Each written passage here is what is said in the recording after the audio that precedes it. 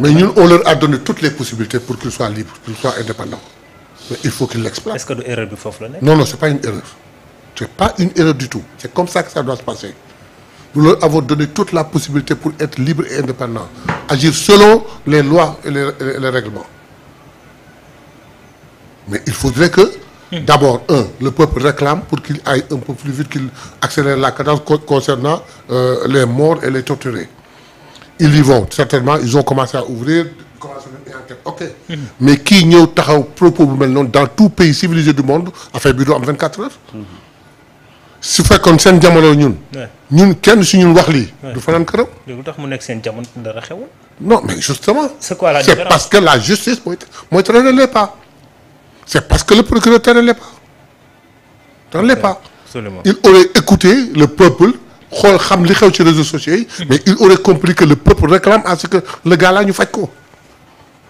Le peuple réclame que le gars là ñu faj ko. Demal dans les réseaux sociaux parce qu'on le dit. Est-ce que gis nga benn partisan bu ko soutenir? Est-ce que gis nga benn ci waa APR rek ku soutenir ses propos? ñemewuñ sax wax. Il n'y a que peut-être ces avocats, et ça c'est moi qui le pense, que ces avocats lui ont dit li nga wax ëpp na. Après ils essaient de tout faire ça en disant que ils ont interprété mes propos au point où dama leen di porter plainte pour diffamation. Il est très malin, mais pas plus que nous. Il est très malin, mais presque nous, pas plus que le procureur. J'espère que très rapidement il sera convoqué jàll fi mu war a jaar. Oui. Inchallah. Oui. En tout cas, on espère bien. Parce que lii moom waruñu ko war a mën a bàyyi mu jàll. Parce que boo demee bay wax ñu jële fi ñi fi nekk te seen mandat jeexaguñu te askan bi teg leen fi donc loolu c'est des propos très graves. Mais Samba. ñi fi nekk ñoo leen di gundu xataal. même bu askan bi ñoo leen di topp moo tax ñu bëgg leen fi jëlee. justice daf ci war a def li nga xam ne moo ci war lu askan bi moom mooy génn di wax di jàpp Pape Malick Ndour di ko tëj. donc justice ñi ci war a taxaw nañ ci taxaw.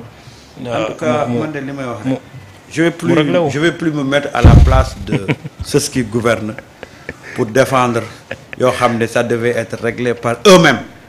da nga cee sonn. li ma ci mën daal mooy dinaa dénoncer quand il y a un acte. oui ma ne lii c'est pas normal maintenant nag ñi am seen pouvoir am possibilité pour sanctionner s'ils le font c'est mieux c'est bien. oui s'ils le font pas on continue.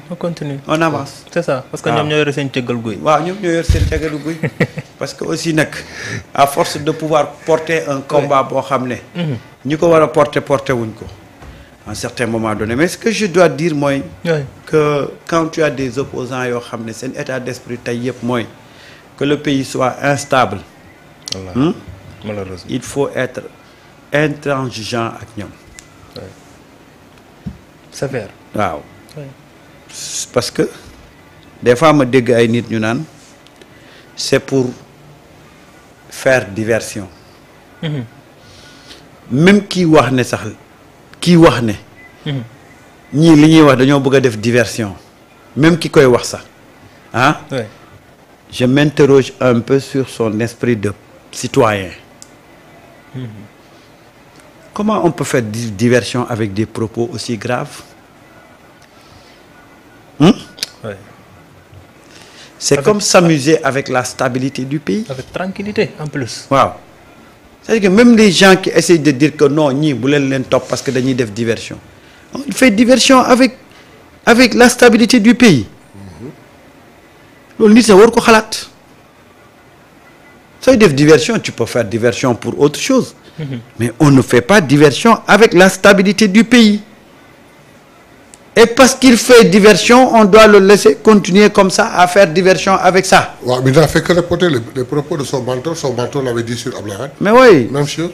Macky avait dit les mêmes propos. C'est-à-dire que des fois, dans les commentaires, les gens disent que non, il ne faut pas nous focaliser sur parce qu'il fait diversion. Parce que xamuñu gravité li bu wax. Léegi ku bëgg a def diversion tu utilises des mots aussi dangereux nga def diversion. ñu ne non diversion la diversion rejetée on avance. loolu sax day tax ñu gën a am fi di continuer. parce que xam nañ à chaque fois askan mais non mais je veux dire que mais boo def diversion def ko ci loo xam ne sans. mais je veux dire que xam nga dafa am loo xam ne dafa am déstabiliser un pays. xam nga loo xam ne dafa am. Il y a nulle part où on a écrit. que yow bu ma la jàppee ngay sàcc butéel ma tëj la. bu fekkee ne beneen délit dab na la duñ ko jël en considération yow butéel bi nga sàcc kese la ñuy toppatoo. amul fenn fu ñu ko bind. amul fenn. oui. quand tu fais xam nga sama sopp la loi américaine. La loi américaine tu fais 4 délits 5 délits. ñu juger le condamné délit bu nekk dañ ciy jël la ca loi bu wax. additionné mooy indi ñuy am ay 120 ans de prison. oui. mais au Sénégal tu fais 5 chefs d'accusation suñu paree dañuy xool bi ci gën a koom rek ñu bàyyi yeneen ñu jël boobu tegal la ko bu ñu tegee ci yow 5 chefs d'accusation dañ la war a ñëw faj complètement parce que y a de ces choses y a certaines parce que loolu moo nekk seen xel. seen xel mooy arrêter le processus de redressement bi ñu def. seen xel moo nekk arrêté ko seen xel moo nekk ci arrêter la réduction des comptes seen xel moo nekk ci arrêter les enquêtes qu'on a commencé à mener sur les tortures et les tueries yi. ñetti objectifs yooyu la ñu am arrêter le plan de redressement si on le réussit tout le Sénégal va s'aligner derrière Diomaye et Ousmane Sonko voir le Pastef. kon c'est fini pour eux. ñoom ñëpp mën nañu ranger seen bagage dem wuti liggéey. arrêter la réduction des comptes.